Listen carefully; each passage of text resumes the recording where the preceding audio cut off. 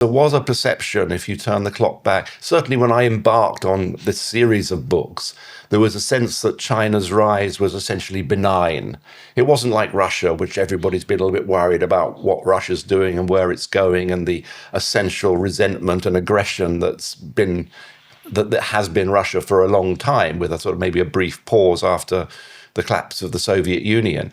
But there was a sense that China was more benign, that China China's rise was going to benefit everybody, that China would inevitably become a more open, it wouldn't perhaps emulate the West, but it will become a more open, a freer society, a more reform-orientated economy.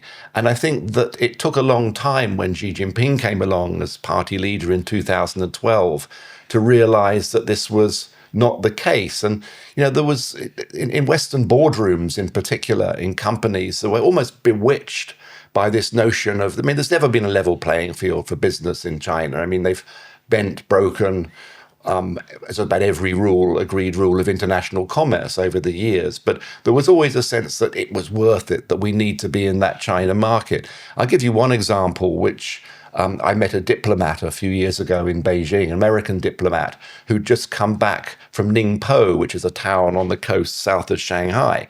And he was furious, and he said he'd gone down there because an American businessman had been clipped by one of those annoying little electric buggies that you see scurrying around at airports. In China, they tend to ferry VIPs to different parts of the airport. And he'd been hospitalized. And they took away his passport and refused to give it back until he paid for the damage to the buggy. And the diplomat was infuriated. He went down there, went to hospital, and the guy told him to go away.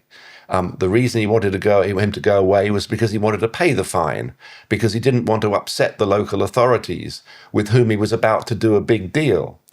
And that story in some ways is quite shocking, but it was quite common in the sense there was no indignity almost that companies were not willing to put up with for a slice of this mythical market, to sell 1.4 billion whatever gizmos you were trying to peddle into the Chinese market. They were bewitched by the market and were almost prepared to put up with anything.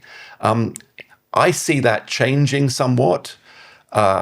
There's much more focus now on, in the past, yes, China stole technology. They forced companies to hand it over.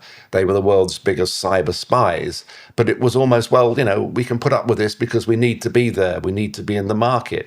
But I sense that calculations are changing now in boardrooms, and their view on the cost and benefits of being in China is starting to change. I hope you enjoyed that. It was a clip from our episode with journalist Ian Williams about the economy of China.